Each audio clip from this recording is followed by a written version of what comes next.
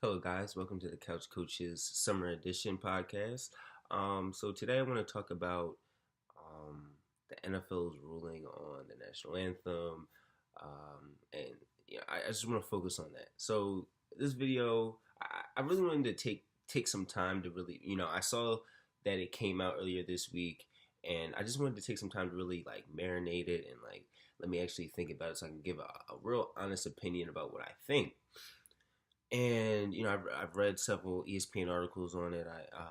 And things of that nature. I've looked at Twitter, seen what people said about it, and so I finally come to a conclusion of how I feel and the way that how I feel on the situation. So looking at the NFL side, to be honest, and I don't. To be honest, I don't really care if everybody agrees with me, but this is just how I feel.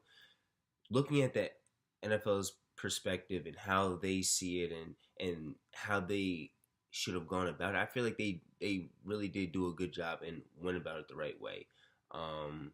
They gave they kind of made both sides happy. They were able to appease the people who thought it was disrespectful for the players to kneel, but they also appeased the players who didn't feel like they should have to stand for the national anthem and made it so that they didn't have to be out there. I thought that's something that they kind of had to do. They kind of had to try and make both parties happy and find a happy medium. And I feel like that was a nice way to do it. But my problem with the NFL is that they made it seem like the kneeling was about being disrespectful to the national anthem or was about the national anthem at all. The kneeling was about how African Americans and minorities were being treated in America as a whole. That's what it was all about.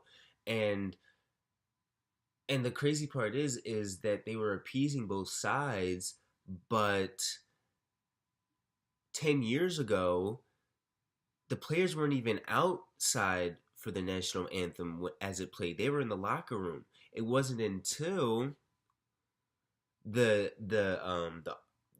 government and the army and stuff like that paid the NFL to have the players stand out there while the national anthem played. It wasn't until that happened that the players even came out.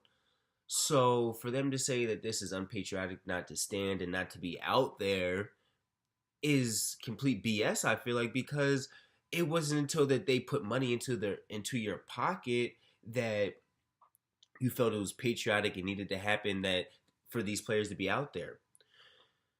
So that comes back to what everything comes back into this world, and which is money. Money really controls this league. Money controls men. It's just a fact of the matter.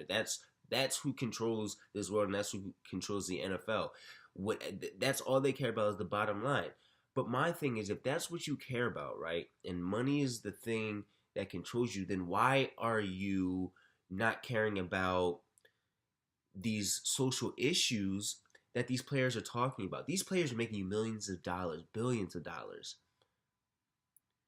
and they're trying to reach out to you and tell you that this is a big problem in America, and we're trying to shed light on it, and that's not something you back, but you back cancer, you back the troops, but you don't back people being treated unfairly in the country that your business is very successful in.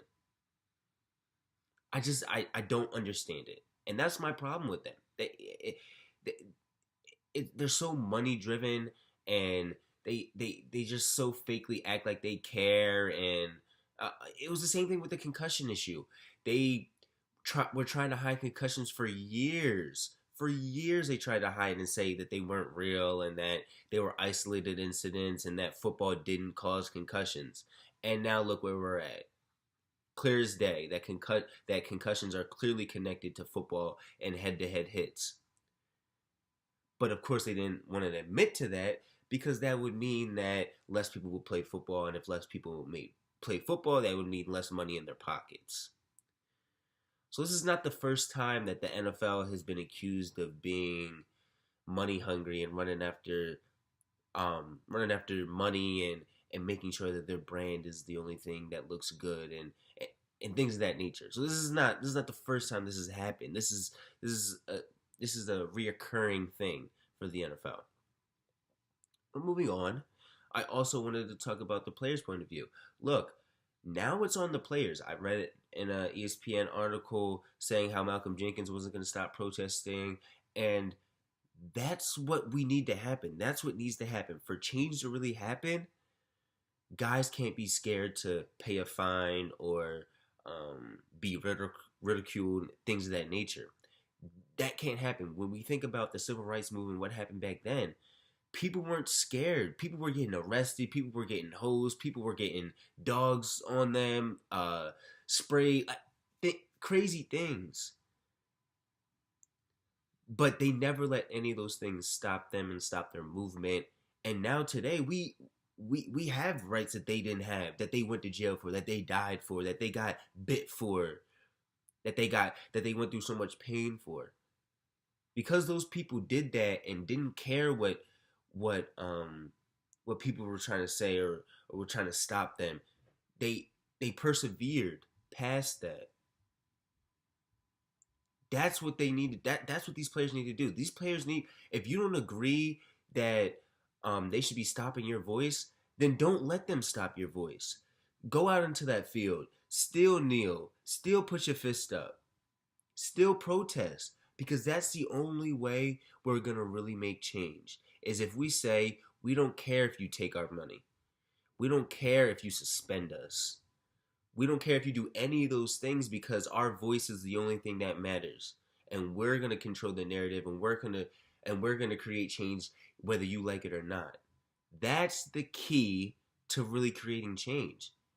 It's perseverance and not letting anybody change your work ethic or stop you from your end goal. That's how you really create change. So those are my viewpoints on the national anthem and that whole situation. But please comment below, like the video, and also subscribe. Please subscribe. So thank you guys for watching.